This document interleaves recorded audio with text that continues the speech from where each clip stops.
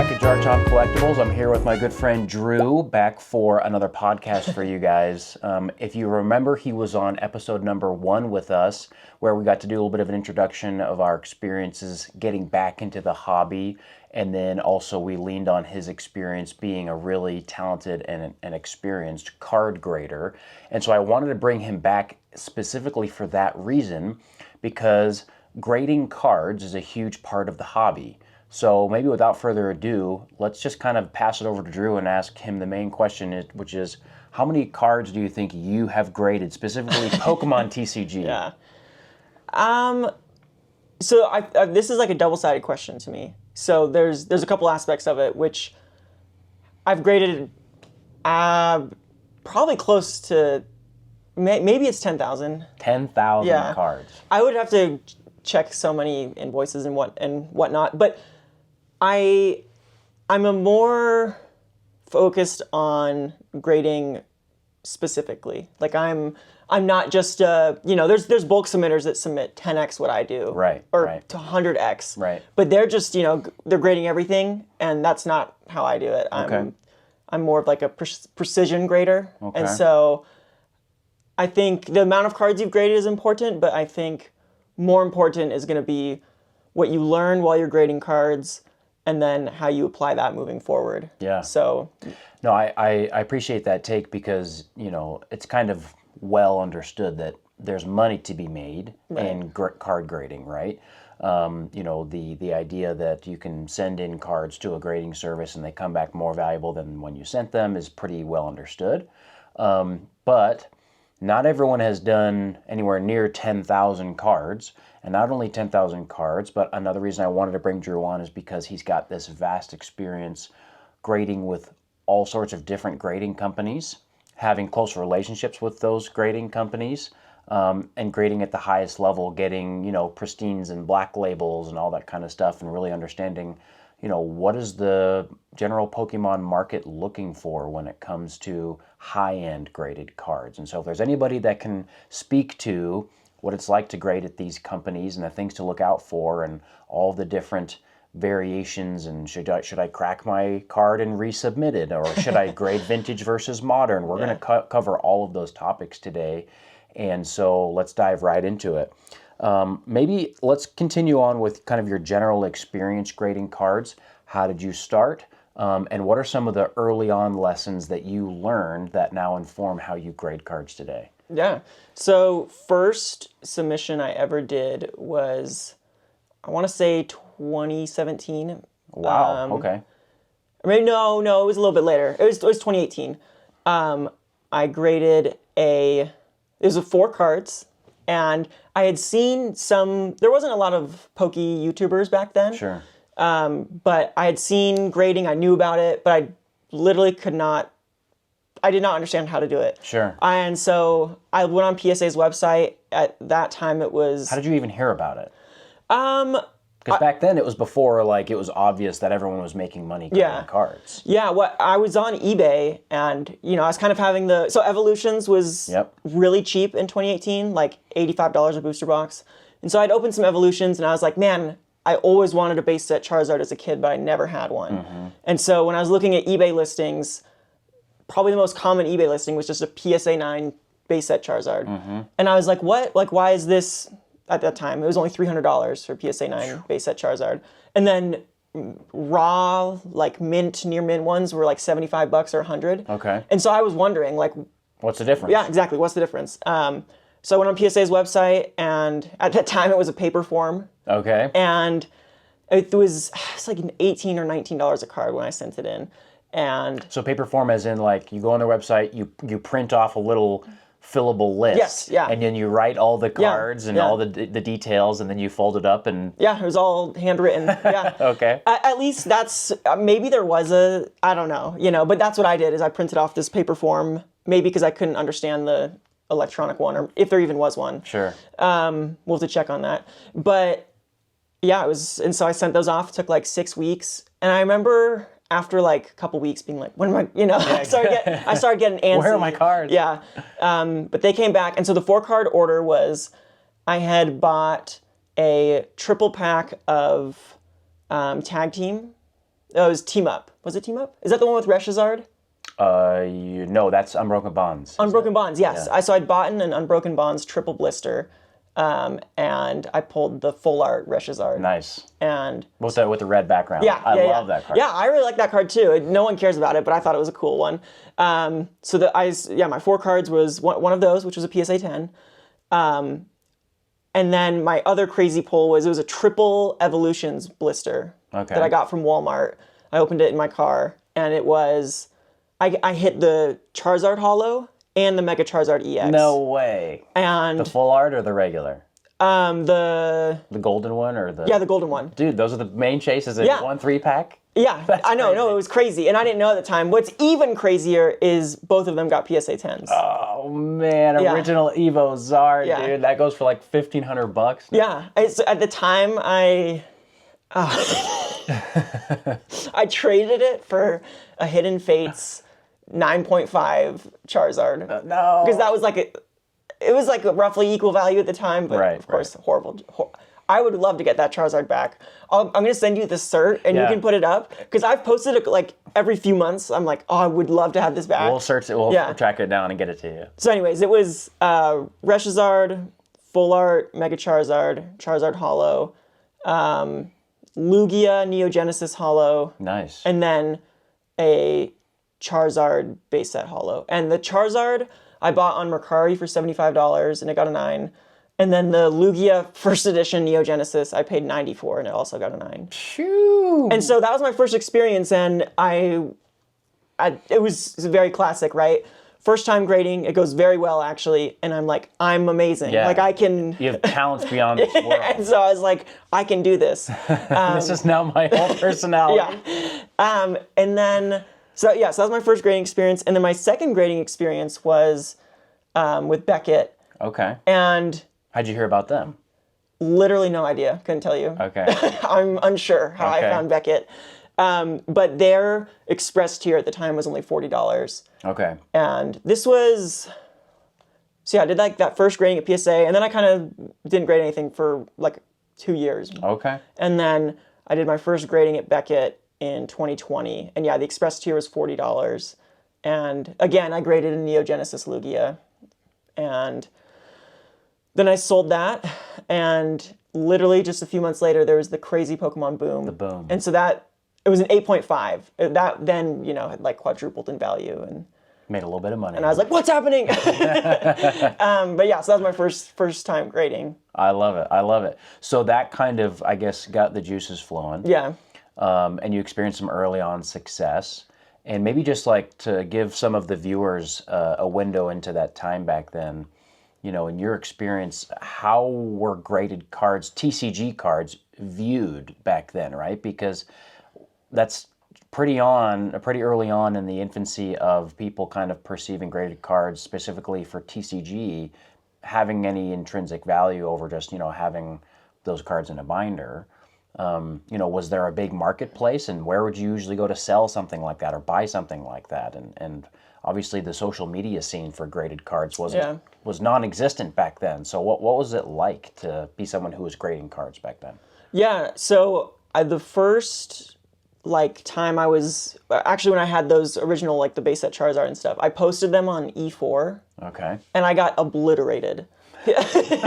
And I don't know, obviously I think at the time a lot of maybe older collectors that had stayed with the hobby through all of it kind of thing would just see people coming in and trying to grade as if just money grabbers or not really interested in the hobby.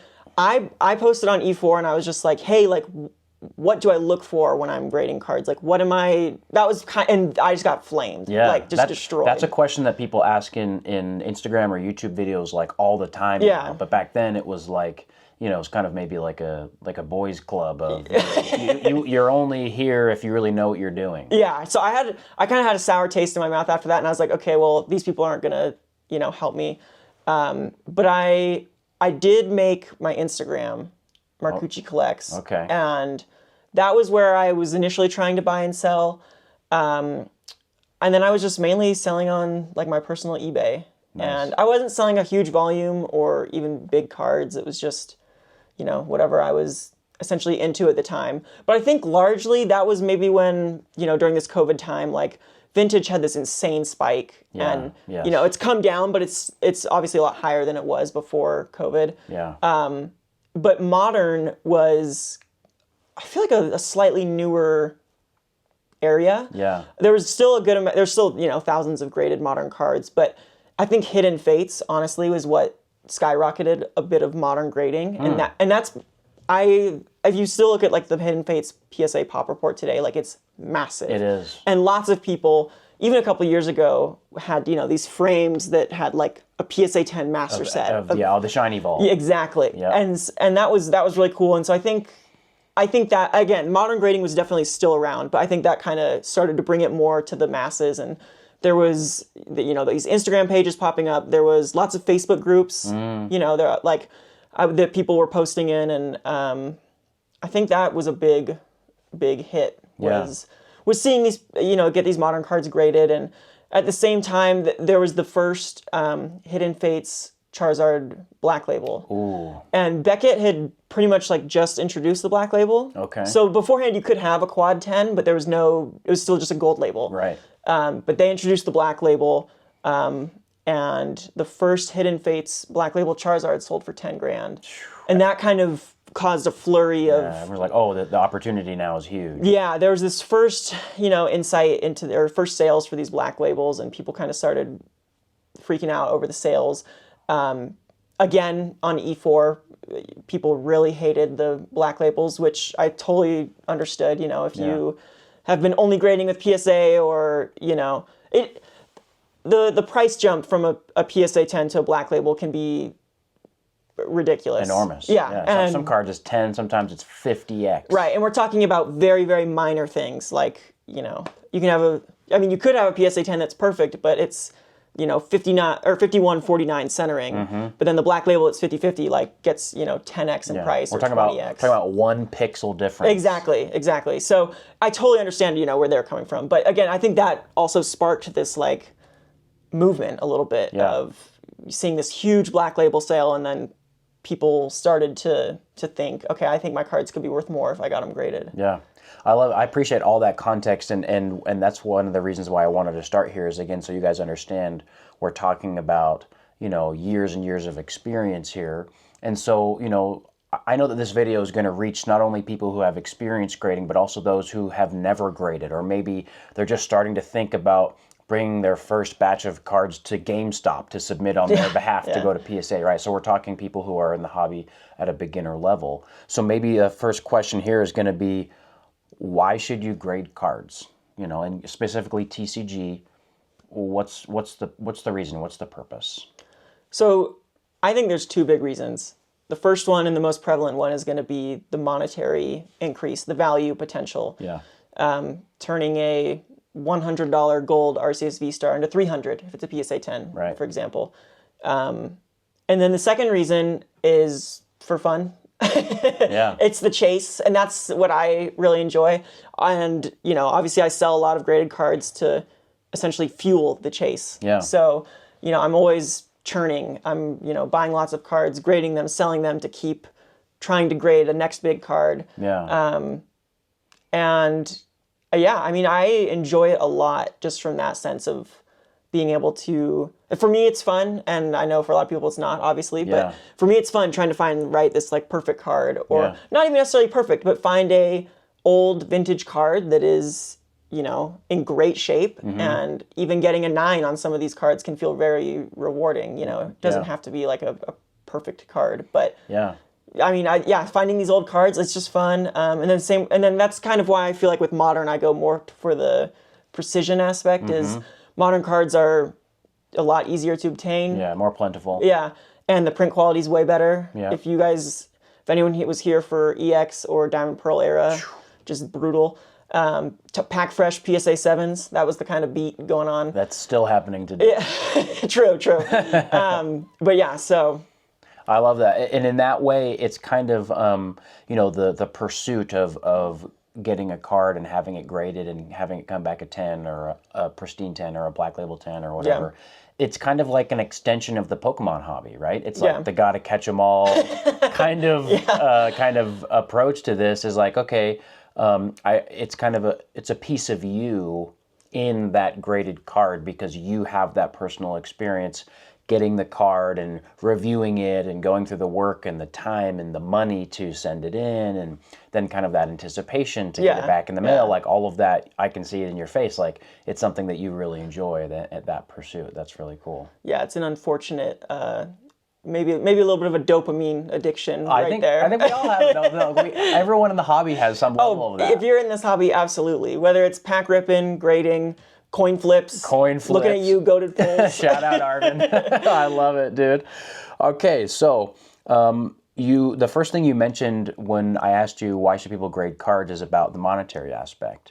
So why is there a premium to graded cards, right? So you mentioned, okay, I was looking on eBay and I found a pretty clean Charizard for $75, and then I found a PSA 9 Charizard for $300. Yeah. Why is there a premium for one that's, put in 50 cents of plastic by a grading company with a title on it? Good, fair question.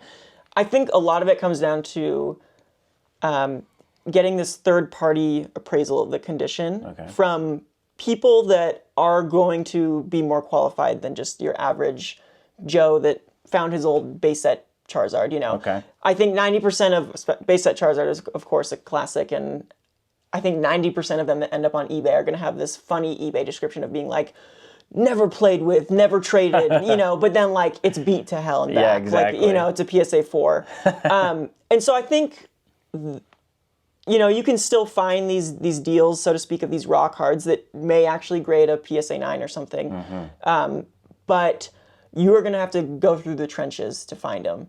You're going to have to do lots of eBay buying, meeting up with people on Facebook, just for the card to be actually in horrible shape. You go through a lot of you're being led on by a lot of people, I think is the main issue. Or people, and I think this is the case a lot of time, is people just honestly don't know, what the difference of a near mint card is versus a light play. Yeah. And they're being honest in their eyes of like, oh yeah, like this isn't your mint. Like I don't see anything, but it's not ripped or creased, so it's in perfect condition. Exactly. So, it's getting, you have this standard. Obviously, grading standards can vary a bit, but generally 9s are going to look like 9s. Yeah. And once you understand what grade you want, I think you can make a good decision to buy. And I think, honestly, at this point, a lot of cards are just going to be like listed as near mint, even when they're not. And buying a grading card just kind of takes that guessing out of the equation to an extent. And of course, like all things, there's going to be mistakes here and there. But I think, again, largely, you're probably going to, it'll be cheaper to buy a PSA 9 Charizard base set than to hunt a raw one on your own. Yeah, just because of the cost of the time. Yeah. And this kind of comes back to a story. There was an interaction I had in one of my recent videos where a young guy and his mom came to my table and they wanted to buy a Moonbryon, and because he was trying to get all of the alt arts from Sword and Shield. And they decided to get a PSA 9 Moonbryon for me because they could trust that it was in mint condition, they could trust that it was authentic, and that it was going to be essentially protected from the elements for him to keep for a long time. And so there's those benefits of having it authenticated and slabbed up for protection over just a raw copy. There's just kind of that peace of mind that probably is that premium. But then one more thing that I'm sure, we'll get into as we talk more about, Becket and Black Labels specifically. When you grade a card and it comes back a 10, it's now set apart from all the other copies of that card. And when you pull a card from a box, when it's a rare card, you already know that you have something valuable because you can't get that in every box. Yeah. And then if you grade a card and it comes back a 10, you know that not every card, not every one of those is going to come back a 10. So now you're kind of an extra level of exclusivity that maybe is another factor in creating that increase in value that we're talking about. If you have something that other people don't, people want your thing. Yeah, that's true. That's true. Yeah. Let's One thing you touched on here that I think is a big can of worms we can open is you said, oh, well, kind of in general, a 9 is going to be a 9, and you can kind of know what a 9 looks like. And yet, there's a lot of controversy around my card should have been a 9, but it actually got a 7, or my card is a 10, but it's not as clean as some of the 8s or 9s that I've seen before. And there's all these discrepancies within individual companies, but then also discrepancies across different companies that are grading cards. So let's get right into that. We want to talk about a couple of these grading companies and your experience working with them either directly or just indirectly by sending them cards. Who are the grading companies that you have sent in cards to grade with? So I've sent to, we kind of have like the big three in the hobby, which is PSA, BGS, and CGC. BGS being Becket. Yes, yeah, BGS being Becket.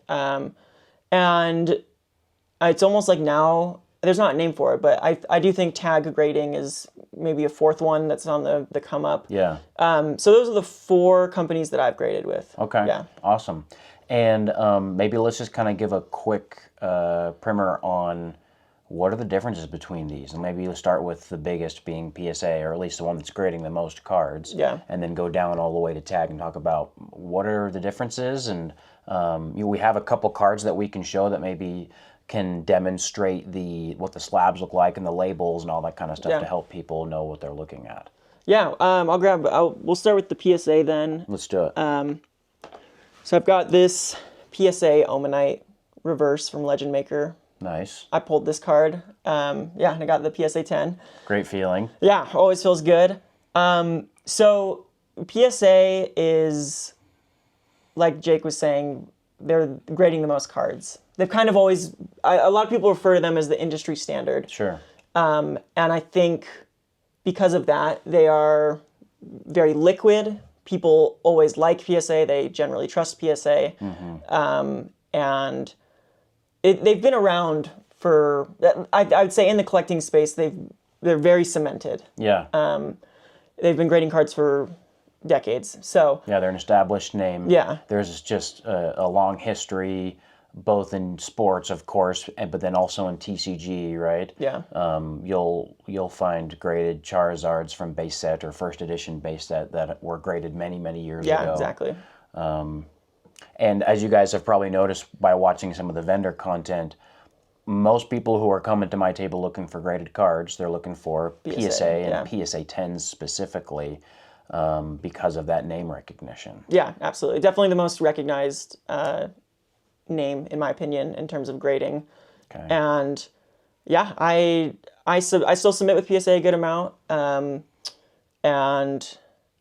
I think one of the most important things with really any grading company, especially when you're starting out, so if you're just starting to grade cards, is send them in and learn, because the first time I was sending in cards, or the first few times, I'm thinking to myself, oh, this should have been a 10, but more likely than not, again, there's exceptions, but more likely than not, if it's a 9, there's a reason, you know, and it's good to acknowledge and learn, be like, oh yeah, this, decent hollow scratch probably held it back from a 10. Yeah, it's probably not actually 10 worthy. Yeah. A little bit of humility goes a long way. Oh yeah, no, big time. Personal bias, I think, is the biggest thing. Is yes. You start to think, and I'm guilty of it all the time. Is you get the card in hand and you're like, it's perfect, but then you show it to one person and they're like, bro, you missed, Yeah, so because they don't have an emotional connection. Exactly. Yeah, great point. So we touched on some of the advantages of PSA, right? So name recognition, liquidity, there's a large market of people who want to buy them. What are some disadvantages when it comes to grading with PSA, in your opinion? The first one that comes to mind is upcharges. Okay. What is that? So when you send a card into PSA, they have different tiers that divide between both speed. Mm-hmm. So, you could have it back in a week, or you could have it back in 2 months. But those tiers also are divided by the maximum value of the card you're sending in. Okay. So, for example, if you're grading your Gold Star Mewtwo at PSA, mm-hmm. if you send it in the $150 tier, which is insured, excuse me, I'm not sure what it's insured to, but probably $150. Well, no, if it's the $150 tier you're spending Oh, at. then that would be like $2,500 Yeah. probably. So, and because you're expecting it to get a 9, let's say, right? And so you're like, I'll send it at the 150 tier, and maybe it gets the 10, and if it does get the 10, then its value goes above that $2,500, and so they might charge you to the tier that matches the actual value of the card, which for the Gold Star Mewtwo, what's that at right now? There's some recent sales around 6,000, 7,000, 8,000, something like that. So you might get upcharged to like the $300 tier. And that's exactly what happened, right? Oh, so okay, I sent in that Mewtwo. I selected that $150 tier because I wanted it back in 5 to 10 days. Yeah. And they sent me an email that said, "Hey, the card that you submitted to us is worth more than what you said it was worth, and so we're going to charge you to the next tier of both speed and maximum insurance value." Yeah. And for me, I was excited to get that email because it means that my card is now a 10 and it's really worthwhile. But then again, there's that unanticipated cost of an increased price in your grading service. And yeah, it's a total double-edged sword because I think most of the time you're going to be happy about an upcharge. Right. But, you might also be a little miffed when you're like, you might be barely over that threshold and they're tacking on extra money. And this is, a corporation that makes tons of money already. Why are they, nickeling and diming me? It's easy to feel that way. But, so upcharges is one of the ones that comes to mind. I think the other big one would be their grading standard for the Gem Mint 10 is pretty loose when it comes to at least modern cards and their quality printed. Okay. Go into that. Yeah, so again, this doesn't matter for a lot of people, but if you're looking for that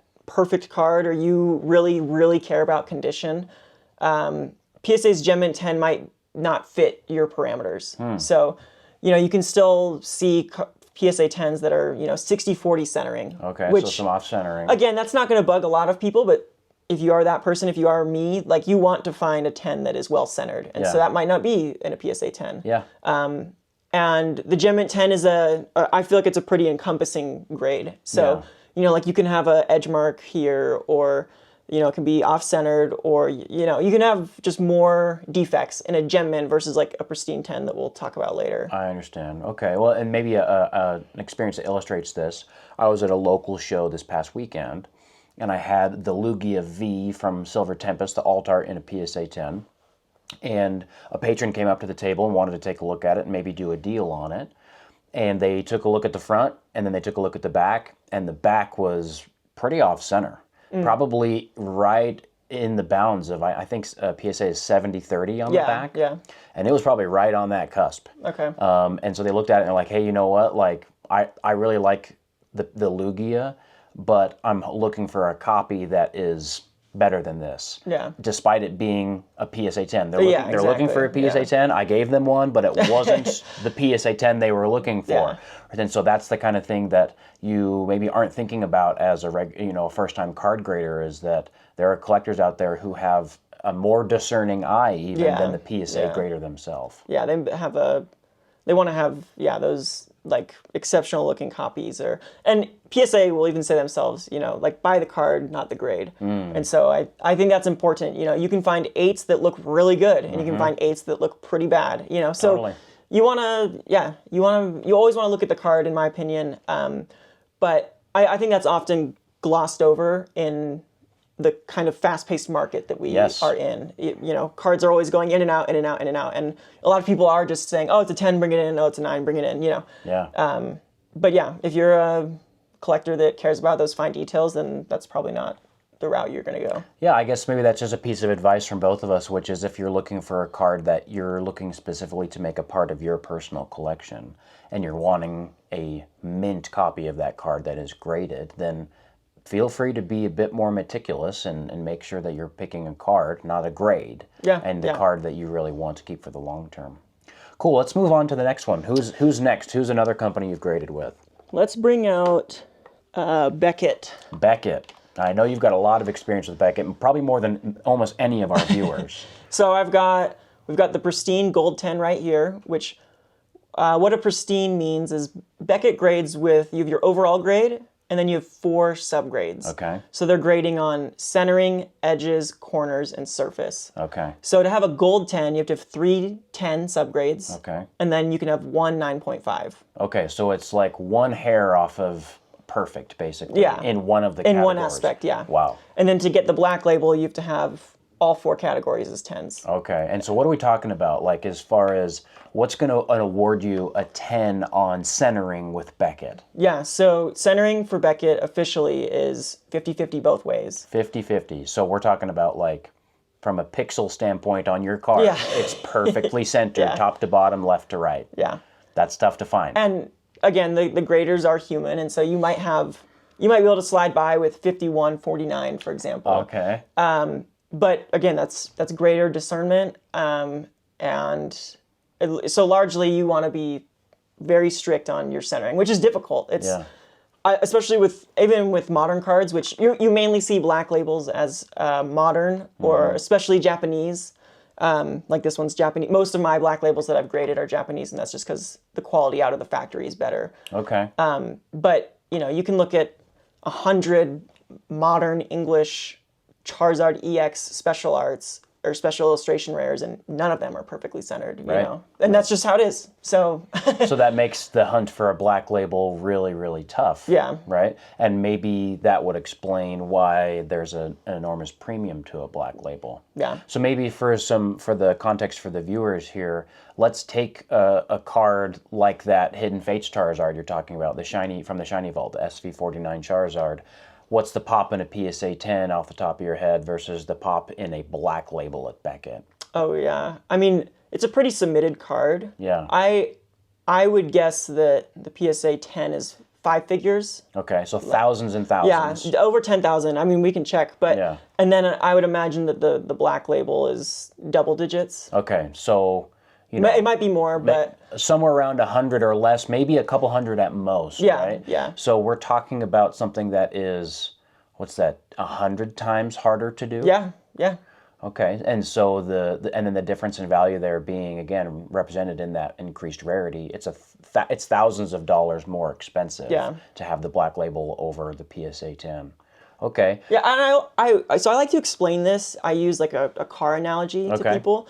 So I'm a big Porsche guy. Okay. And with Porsches, like a 911, you have this base Carrera model, or you can pay an extra, 20, 30, 40 grand and go up to the next. And then your 0 to 60 speed is only increased by, half a second maybe. Or then you can even spend $100,000 more and get a turbo. Mm-hmm. And from that previous 0 to 60 gain, you're now only getting like 0.2 or 0.3 seconds faster. Mm-hmm. So you're going up a lot in price, but a sliver in performance. I see. So it's like this cost. It's the cost of incremental gains. Yeah, the law of diminishing returns. Yeah, exactly. And so, like with these black labels, right? Like we're saying, like with the Hidden Fates Charizard, maybe like it's 100 times harder to get the black label. Yeah.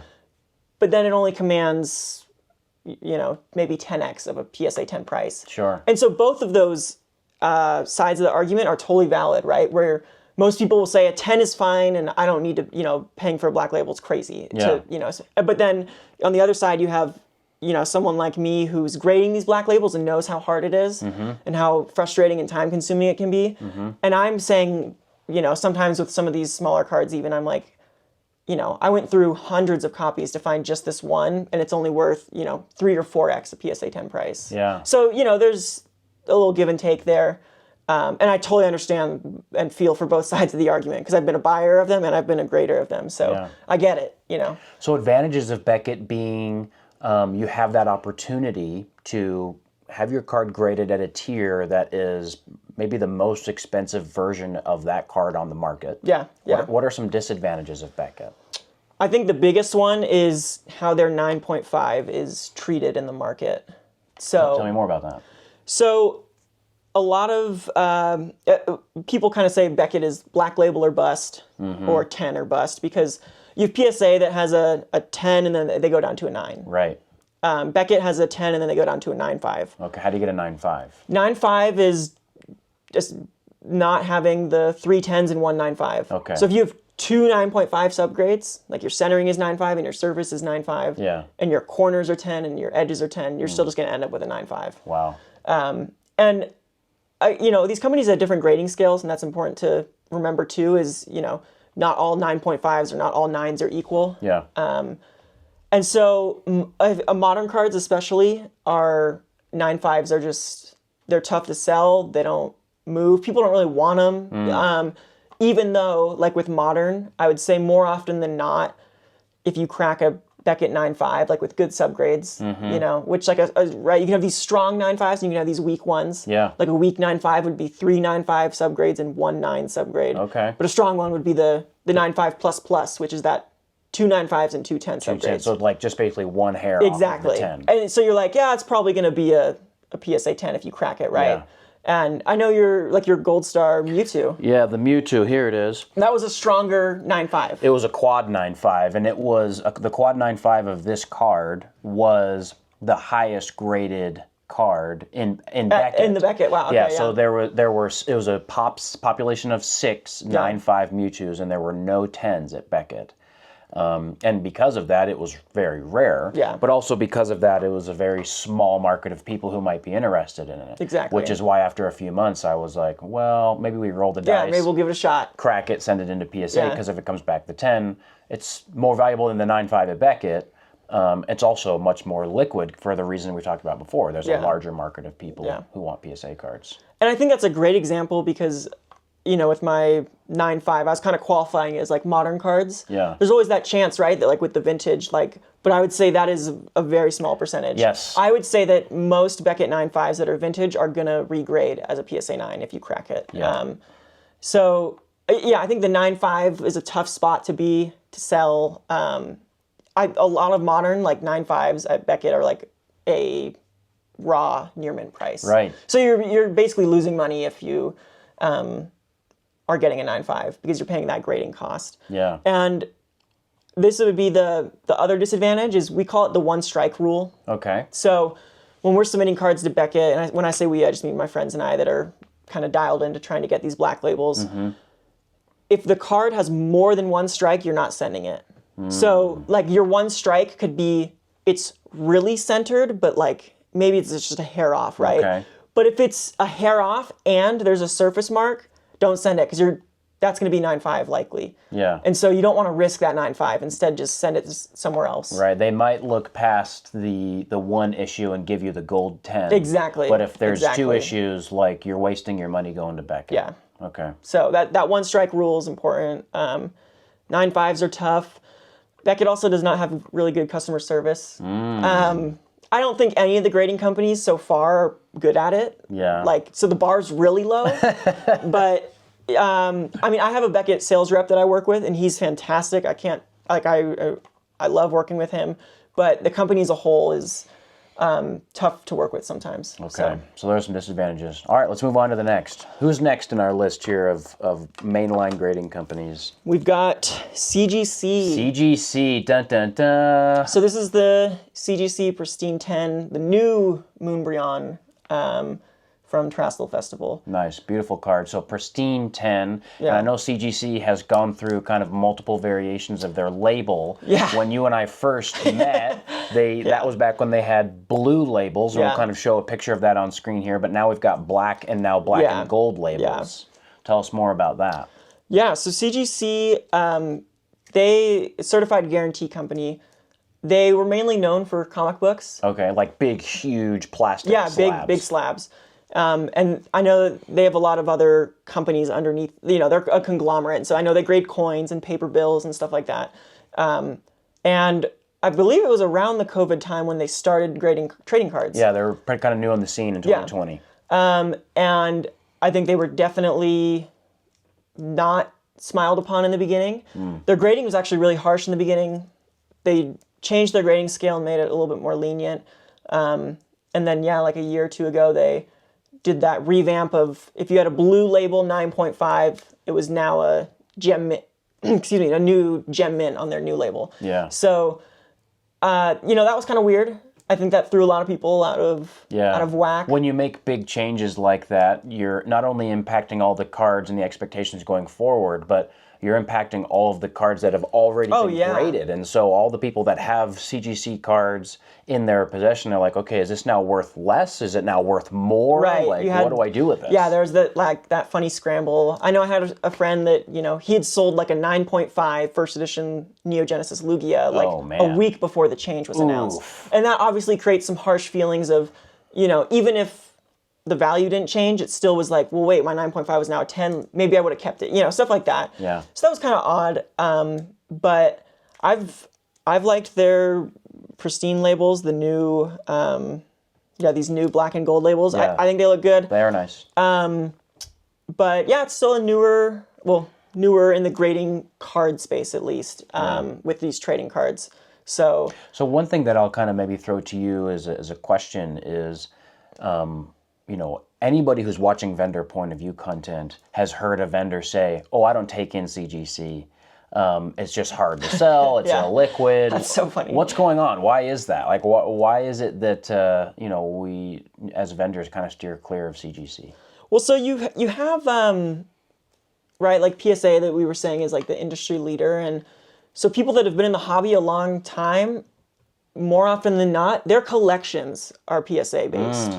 So, if you have a PSA 9 complete set of base set, right? Why would you then switch to CGC 9s? Maybe it's cheaper, but you'd have to go through moving your collection and then reacquire.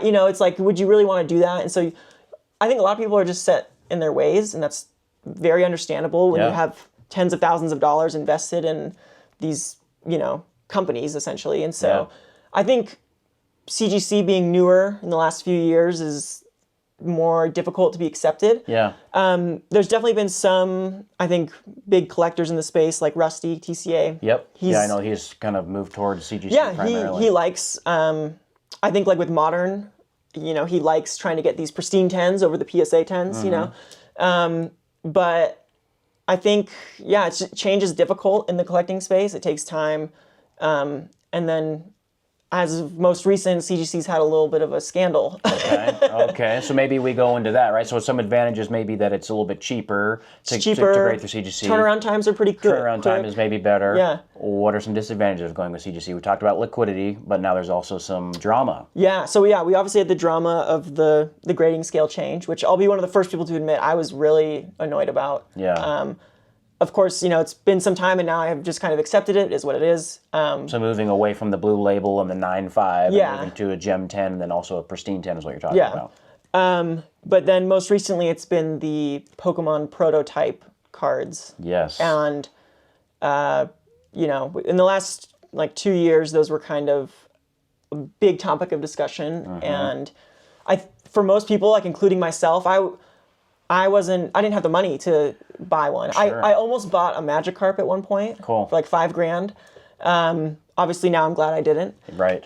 But, it's, so anyways, for the people that may have not seen it yet, CGC was the only company that authenticated these prototype cards. Yeah, and these cards were essentially, they were advertised essentially as these play test cards that were kind of original Pokemon cards that appeared as the original sprites of the Pokemon. And they were again advertised as, hey, these are the first ever Pokemon cards that basically informed how the first edition base set was created, or base set in Japanese was created. So they're kind of like a piece of Pokemon history. Absolutely. And then it kind of came out that many of the ones that had come to the surface, many of the copies were not authentic. Yeah. And they were printed in the last, 2 years essentially. Yeah. And then, but CGC still went forward and authenticated a lot of copies, even though many of them were inauthentic. Yeah. And so there's been lots of, it'll take time for things to be made right. Yeah. And I think that's gonna determine, I think, how we hold CGC. Their initial response to the current allegations, so to speak, has been less than helpful. Yeah. Pretty hush-hush, very minimal, very corporate response. Very corporate response. They're, saying 0.03% of cards were affected, which there's just, in my opinion, no way. Based on what we've seen on these, the research on these I think there's a lot more than 0.03%. Yeah. But regardless, you have collectors that are out. I mean, tens of thousands of dollars. Some people are in the millions, you know, and so regardless of if the designs are real, they were printed last year, you know, and so I think they're not authentically what they're held out to be. Exactly, and I think that's the main gripe, right? Is like people were led to believe or thought that these were from like the early '90s or late '90s, you know, not. They were printed just last year. Right. So that is things are kind of up in the air, and I'll admit I've had a harder time selling CGC just since then, and prices have dropped a bit. I've still sold some or moved some, but it's been more difficult. So yeah, who knows? I mean, I think their response and how they're going to kind of take responsibility for this will really depend, because me personally, if they do not make restitution properly, like I will not grade with them anymore. Yeah. Just out. And I didn't even have money in it. And that's not me saying like, oh, I'm trying to, be holier than thou or anything. No, it's like I just disagree with that, like on a principle basis. Like if you authenticated these and then it turns out they're fake and you don't pay people back, like I can't support the irony of being called the certified guarantee company and then allowing that to happen and not making recompense would be very ironic. Yeah. And would be unfortunate. Yeah. Okay, so there's some pros and there's some cons. We'll see if CGC can get out of the hot water. Yeah. Let's move on to the last company that we want to discuss. Who is that going to be? It's kind of a newcomer to the scene. Yes. So do we have? Yeah, here we go. So this is a tag slab. Okay. So it's technical authentication grading. Okay. And yes, they do appear new to the scene because we're just kind of seeing, and me included, I just started grading them for the first time like a month ago. Okay. But they have been around for several years. Sure. It's just been, I think, a slow ramp up, so to speak. It's hard to break into a market big time. that is, really, I mean, for lack of a better term, kind of monopolized by a couple of main players. Yeah. And even though we, talk about CGC and BGS as part of this big three, it really is PSA just dominating. Yeah. By the numbers, it is absolute domination. Yeah, it's in the 90% kind of realm. Yeah. So, okay. But Tag, so I'll just start with kind of, why I wanted to give them a chance. Yeah. Having graded a lot of black labels, and when I say a lot, I'm around like the 200 mark. Crazy. That's crazy. And so, it's something. It's impressive at least. But I've kind of, gotten this knack for finding these perfect cards. And so one of the problems with any subjectivity of grading is these inconsistencies. Yeah. Right? And so I was a little frustrated with some grading at Becket, and I was like, these cards aren't getting the grades they deserve. And at this point, a few years down the road and thousands of cards graded, I feel qualified to say that. Right. There's nothing changed about your perception of the card. It's just there's some subjective grader that you're running into or something. And that's just how it is. That's the name of the game, unfortunately. That being said, Tag is kind of held as this. It's AI. It's the same every time, and so I was curious about that. Yeah. So I sent out a few cards, and my first the new Moonbryon, I guess, or Sunbryon, as people might say. My first one in my first order, I was able to get a pristine, which was a 992 out of 1,000. So it's pretty interesting. Tag offers two services. They they call it Tag X, which is like, if you think about like a Roman numeral, like Tag 10. Sure. And that's just your basic 1 to 10 grade. Got it. And then they do Tag S, which is for score, and that gives you the full out of 1,000. So it gives you the grade and that kind of metadata. Exactly. You get a super thorough breakdown. The grading scales are the exact same. So like a pristine Tag X would translate to a pristine Tag S. There's no difference there. Sure. Just different grading levels, really. And are they also looking at the same kind of four things? So we're talking about centering, corners, edges and surface? Yeah, they're doing a full breakdown of the. We'll have to put. You'll have to pull like the pop report, or not pop report, the cert report, I guess. Okay. On the screen for people to see. It's very in depth. Like every corner is photographed, every edge. and they rate like the fill, the fray of each edge. It's very technical.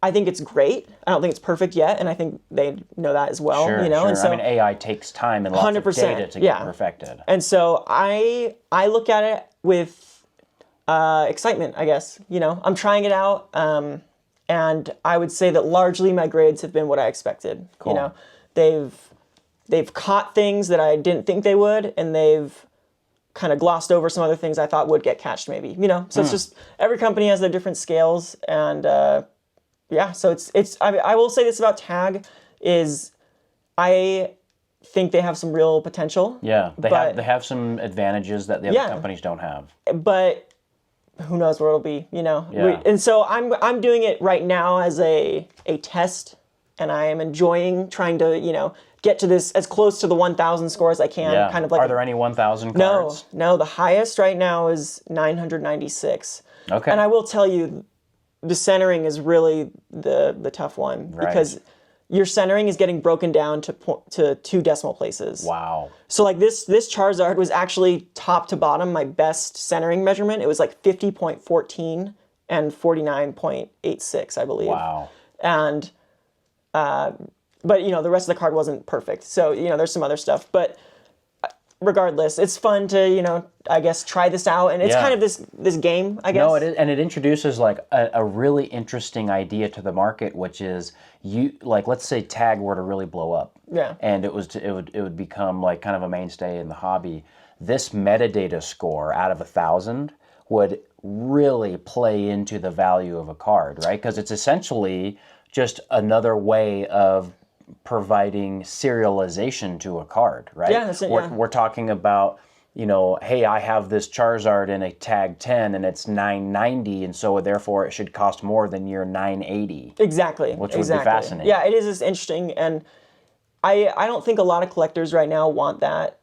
I think anyone that's been in the hobby for a long time, selling a lot of graded cards, it makes more sense to just go just PSA and sell PSA all day. You know, like if your goal is to make the most amount of money, right now it's PSA. Yeah. I don't think that can really be argued. Yeah. But yeah, so I don't think maybe people are necessarily ready yet, and I think obviously the AI still needs to be perfected. Yeah. But yeah, it's definitely an interesting. It's kind of Brave New World, right? Like it's this new thing, and we'll see what happens. I love it. I love it. Okay, so before we move on from the companies, maybe just give me your kind of quick summary. Who, in general, do you prefer to grade with? Yeah, we got to break it down into vintage and modern. Okay, let's start there then. So let's talk about vintage versus modern. Who are we grading vintage cards with? So vintage, I'm primarily, personally, doing PSA and BGS. Okay. And that's because a lot of clean cards that would get a PSA 9 could get a BGS 9.5, in my opinion. Okay. In my experience of even just cracking 9s and then grading them at BGS. Before we move on from that, I'm sure there's going to be people in the comment section who believe, and maybe I might believe this, that PSA does a little bit of population control on their vintage and gives a lot of 9s to cards that might have deserved a 10. What's your take on that? I feel, well, let me first say this. After a few years of grading, it's a very initial knee-jerk reaction to say it's pop control. Sure, you know, that's like a, you know, an emotional response. Yeah, exactly. I personally don't feel that there's pop control going on. Okay. At any company. Okay. Which might, you know. And let me just, I've never received $1 from any of these companies. Nothing. Not sponsored. No. And so I say that just as a, you know, if your card got a 9 and you really believe it deserves a 10, run it back, crack it, send it, maybe it'll get it, or maybe when you crack it, you're like, oh, there is a scratch, you know? Vintage, though, is definitely harder, like, undoubtedly, is very difficult to grade a vintage 10. Well, a lot of them are over 20 years old at this point, 25 years old. Sure. And so you have these cards that have been kept in sleeves and basements, moved around, traded. Even if they were in a pack, they could have gotten shaken up or in the sun or who knows what happened. I have pulled 4 EX cards from EX era. Okay. Not a single one a 10. Dang. And I agree with it. Pack fresh. Yeah, pack fresh from booster boxes or from, these weren't like beat up packs. You know what I mean? These were, and so quality control wasn't as good then, as I think one of the big reasons. And the other one is we didn't think cards were going to be important condition-wise, I think, as kids. We were playing with them. Right. I had a bin, like a plastic, like we would dump it out and mix it around and we'd pick cards, of course they're not in good condition. And we didn't think they needed to be. They're trading cards. They're playing cards. Exactly. Yeah. So great point. Vintage is just going to be a difficult beast. But now that we're in this era where it's pretty well established that there is this huge premium for a graded card in a 10, we're in an era where people, when they do pull a chase card, they're going to grade it if it has a chance, Absolutely, right? And so that's maybe one of the reasons why the population on these modern cards in a 10 is going to be so much higher than vintage, not just because it's more likely that you come across it, but because people are more in tune with the financial opportunity, whereas back then they just weren't. Yeah, and I think vintage has been in an odd space, right? Like you have Moonbryon, the original Evolving Skies one that's like 15,000 PSA 10s. Right. And then I think I just saw someone post it today. A Moonbryon PSA 10 is more expensive than a Blaine's Charizard in a 10. It's crazy. And that's a card that probably like population 400. Yeah, exactly. Like it's in the hundreds for sure.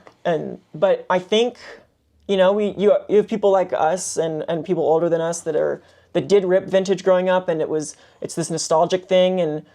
But the modern art I think is really capturing people. I mean, you look at vintage cards, and I still love a lot of them. I'm a huge EX era fanboy, obviously. Yeah. But I think it is hard to deny how beautiful this card is, So there's an art aspect to it. Yeah. In my opinion, I think the even more powerful engine behind the value of these modern cards is just the marketing machine is so much bigger. We're talking about a company in Pokémon that now has these vast resources to do marketing on social media, and there's now all these influencers that are doing, indirect marketing on behalf of the Pokemon company, just showing off their own collection. And so there's just more buzz. 100%. More knowledge. I think, if you type in on YouTube just Pokemon pack opening, 99 of them are going to be modern. Because that's what's available, that's what's affordable. That's right. A lot of people can't afford to rip vintage, and so I think vintage has kind of taken a little bit of that back seat. Obviously, I think their values are always going to be a lot more stagnant, like less volatile. Sure, than like modern. blue chip stock versus... Yeah, totally. You get these like cards that have, it's always been around $1,000 for this card. So it's probably going to stay around similar prices. But, we have Moonbryon that, like 2 years ago, a raw one was like $200. Yeah. When I pulled it out of an ETB, it was on TCG Player for $200. Yeah, and now it's, was it $1,500, $1,600? Yeah, there are people buying them for almost $2,000 raw on TCG Player now. Yeah, so you don't really have that happening with vintage, and I don't anticipate it. The populations are pretty stagnant too. Yeah, and they won't be growing exponentially. Yeah, no, you're going to see a little bit of movement, but not a ton. Yeah, great point. Let's move on to modern as far as grading, though. Let's see, you're looking at a really nice, clean modern card. Who are you grading it with? This is what I... This is what, I might catch a little bit of flack for this, but I know I'm in the minority of chasing these pristine cards. Yeah. Lots of people don't care, and that's great. But because I enjoy it, I'm sending modern... I'll give you guys the breakdown. Here's the breakdown. And this was before I've started grading with tags. So I haven't graded with them enough yet to say, so I'm not going to include them in this list. They're not in the list yet. But in the last 3 years, it's been the same strategy for me, which is the best of the best is going to Becket. Try to get the black label. Yeah, get the black label or the gold 10. Mm-hmm. And then we're going to CGC for the pristine, and then PSAs at the bottom. Got it. PSA is the dregs of your success. Well, it's again, there's just different grading scales. And so these cards are gem mint. They do deserve a PSA 10. Yeah. But do they deserve a pristine 10? Probably not. And so, you do kind of go through this filtering system of these cards. And I'll openly admit, I mainly do Japanese. And so I fully understand that the Japanese quality is leagues and above English. Sure. So I don't expect... if you mainly grade English, I think you are going with PSA, Yeah. especially right now because the Scarlet Violet era. I can tell you guys right now. Like I look at the pop reports for Modern. Yeah. Sword and Shield has exponentially more black labels in English than Scarlet and Violet. Interesting. We're in like there are very few Scarlet and Violet black labels because the printing quality's gone way down in English. But if you look at the end of Sword and Shield, I mean, there's triple digits for black label Umbreons. Yeah, the VMAXs, for whatever reason, came out really good off the press. There's a few Evolving Skies like prints that were very high quality, and so black labels were very feasible. Feasible in the sense of it's not like you can just get lucky and get one, Right. but you know, there are well printed copies. But with a lot of Scarlet and Violet English, corners and edges are just they're 9s out of the back. Yeah, and so, or worse. Yeah, and so of course you're not sending to Becket when that's the case. So I should qualify my statement, I guess, with Japanese that's my order. But if I am grading English, it's mainly going to PSA. But I really don't grade much Modern English at this point. But yeah, since I just enjoy that chase, I'm going to Becket a lot. And then depending on the value of the card, if I do get some 9.5s from Becket, I'll crack them and send those to CGC or PSA. Back when CGC was still doing the perfects. Yeah. The perfect blue label with the gold lettering. Yeah. That's cool. Those are cool slabs. Not the early day perfects, because those were, again, like CGC's kind of had like 2 grading scale changes. But yeah, then when they were in the middle of the grading scale, this is like V2. Okay, if there's a couple CGC labels, right? You have the most recent, which is like the black and white or the black and gold.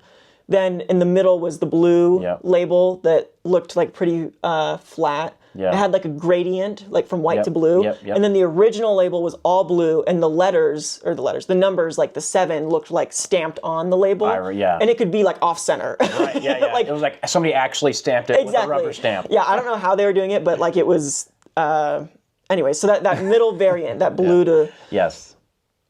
I was... going, my BGS rejects were still getting CGC perfects. And so these are still obviously very strong cards. It's just, Not the cream of the crop. Yeah.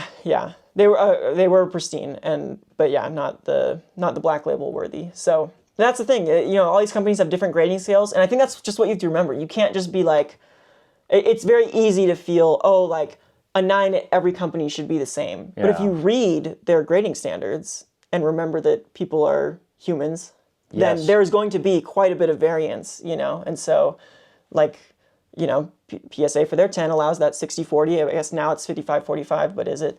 And then, obviously, for a CGC pristine, it needs to be better than that. Well, that dovetails into a topic that we've kind of mentioned a few times, and I'm sure that by this time people have already commented about it, which is this idea of cracking and resubmitting, or resubmitting in general. Or I know that Becket has the graded card review service, and all these different things where you can basically try again, whether it's in the slab or not in the slab. And the reason we might do that is because we're looking at the grade on the slab and we simply do not agree with it based on how the card looks in the grade, and maybe we've compared it with other copies and that are in other people's slabs that are higher or lower or whatever. So what's kind of the motto for you or the approach for you on whether or not you're going to crack and resub? I know that you're somebody who has an affinity for cracking until you get the grade that you want. Yeah, I'm more on the degenerate goblin side. I see. We'll throw up a picture of Drew's experience doing this. Some of my most best performing Instagram pictures have just been like, it was like the Gold Star, Mewtwo, and Pikachu that originally they got 7 and 8 or something, and I graded each of them 5 times at PSA until they got 9s. And I actually opened the tin and pulled those cards out. Crazy. Those were the Japanese ones. Yeah. So when it comes to cracking and resubbing, I think we mentioned earlier the personal bias, right? I think one of the best things you can do if you're really considering cracking and resubbing, have a friend look at the card. Why? Because they aren't going to have that emotional attachment or that because if you feel like you were robbed, you're going to be kind of hyped up. You're going to be, whether you admit it or not, you're going to be willing to overlook an you're issue. spurned. Yeah. You deserve something. But it's so easy to just hand a card to a friend and they're like, dude, there's whitening right here, Yeah. And you're like, oh, well, it's not really. It's not that bad. It's that was from the factory. So well, okay, it's still going to get hit. Yeah. So I think having a friend look at it, I think you need to be careful with it. I would say I have so many like labels at home. I would bet that I have 500 labels from CGC, PSA, and BGS. You keep them? They're just sitting in my drawer, yeah. For posterity? I would like to send them in like at some point to get the pop reports updated, but That's kind of you. most of them don't matter. You know, it's like most of them are like 8s that no one's ever going to care exactly, and who cares about a like 9.5 BGS on a modern card like that? You know, that people aren't. Yeah. People aren't worried about like the 9.5 pop. Yeah. Like people only care about the top. But I think a lot of the time, especially like first few years of grading, I 100% lost money on cracking and resubmitting, even when I got the grade that I wanted. Yeah. Like those prime cards that I was talking about earlier. You know, I had a Magnazone Prime that I pulled from Heart Gold, Soul Silver, Triumphant, and I was adamant that it deserved a 10. And it got a PSA 9 3 times, and then on the 4th time when I submitted it, it got a 10. Grading costs outweighed the value. So like, was it really worth it? Your time, the effort. You know, was it worth it financially? Absolutely not. Like, did it feel good to get the grade that I thought it deserved? Yes. Like, do I still have that card today? No. So like, did it really, was it worth it? So set aside the, maybe the chase feeling that you have, or maybe like this card deserves this grade. What's kind of like the financial and mathematical calculus that someone should do when they're deciding whether or not they should resubmit a card or crack it out and resubmit it? Yeah, I think there's really 2 main categories, which one is going to be like those high value cards. Okay. And this is pretty common, like with first edition Charizards, for example, or Shadowless Charizards, to kind of shop around the grading companies, right? Like, it's very feasible that you get a PSA 8, but you crack it, and then you get a Becket 9. Yeah, I've heard of this. Or you get like a PSA 6, but then you get like a CGC 8. Right. So you can have these, I had like those Japanese EX decks, like the Venusaur that I opened, and it got like a 6 at Becket, and then I got a 10 at PSA, Shouldn't have gotten a 10 at PSA, but, that's what happened. You still made your money.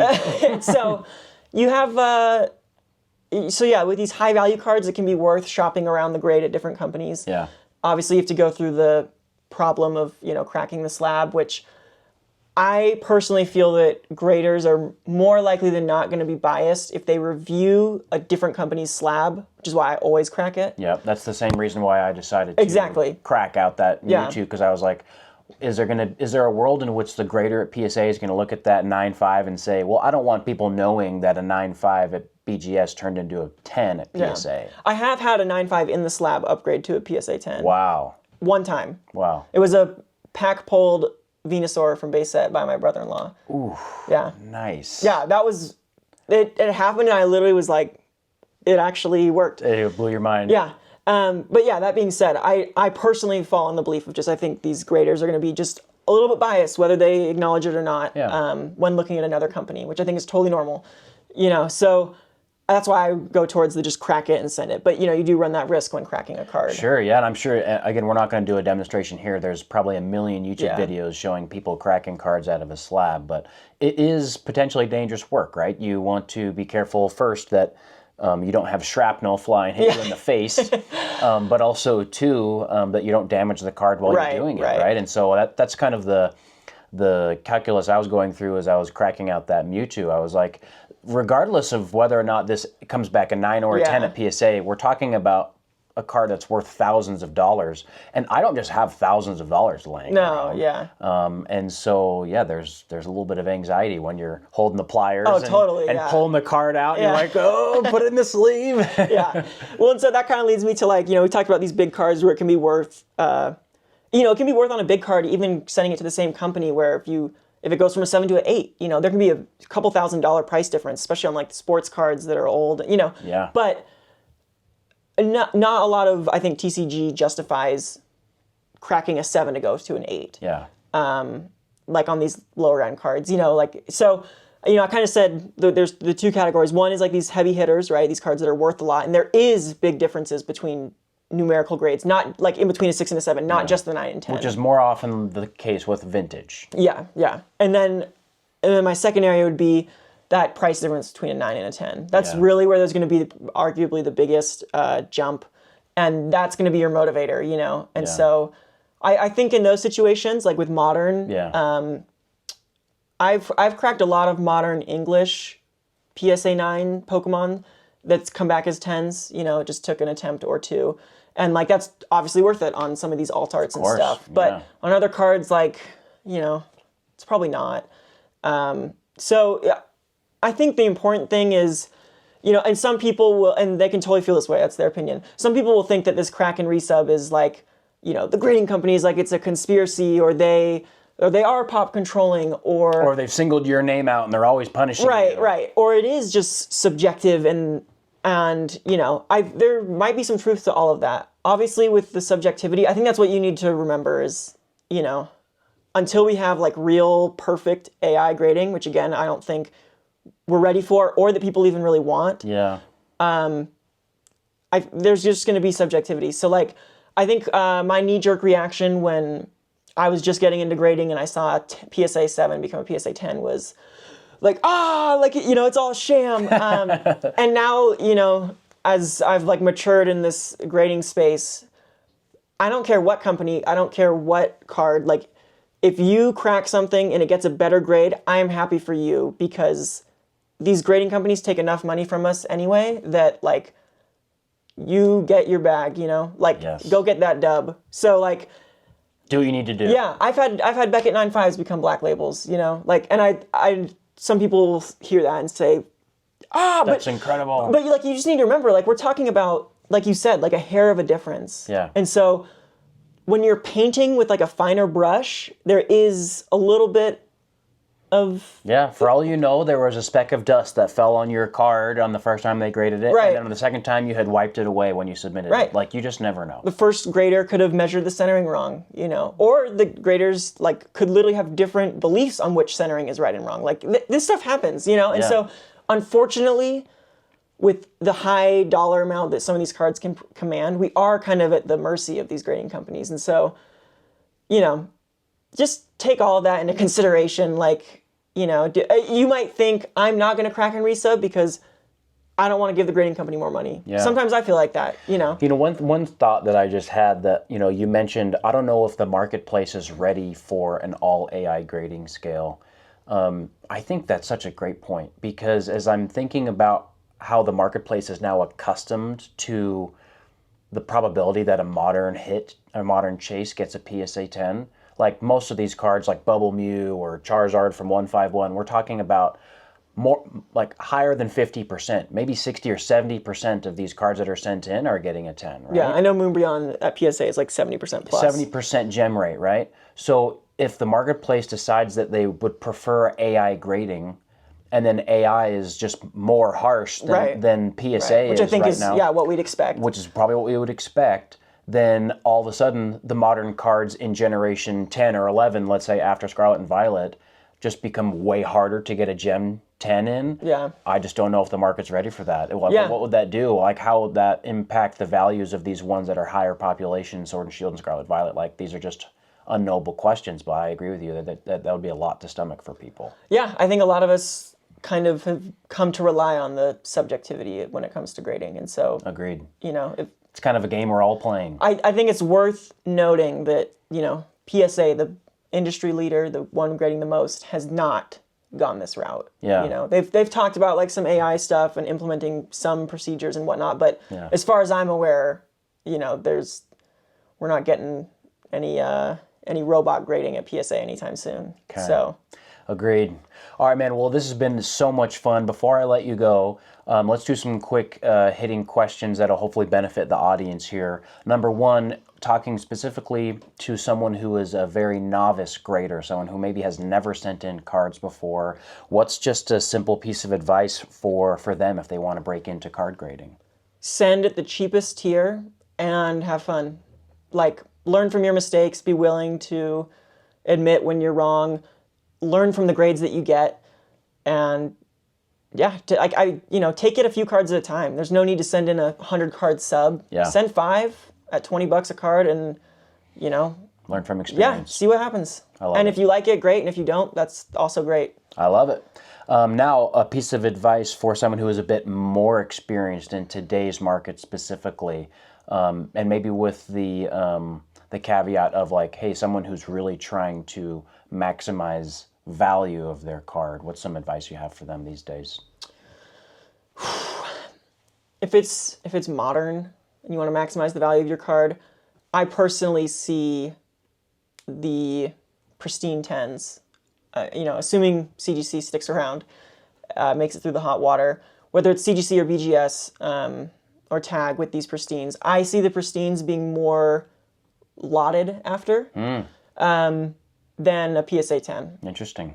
Obviously, I grade with that in mind, and so, I'm biased in that sense, I fully admit. But when we look at pop reports, right? So let's take Moonbryon. Yeah. A pack fresh Moonbryon has a 70% plus chance of getting a 10, just based on the PSA 10 pop report. Right. So essentially, a pack fresh card is more than likely a 10, is what we're saying.